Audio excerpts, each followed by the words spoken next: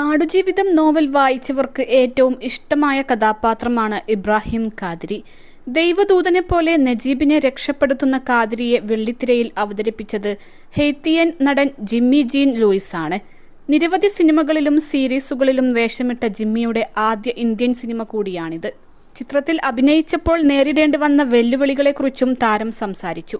ആടുജീവിതത്തിന്റെ പ്രൊമോഷനുമായി ബന്ധപ്പെട്ട് B it മീഡിയക്ക് നൽകിയ അഭിമുഖത്തിലാണ് ജിമ്മി ഇക്കാര്യം പറഞ്ഞത്.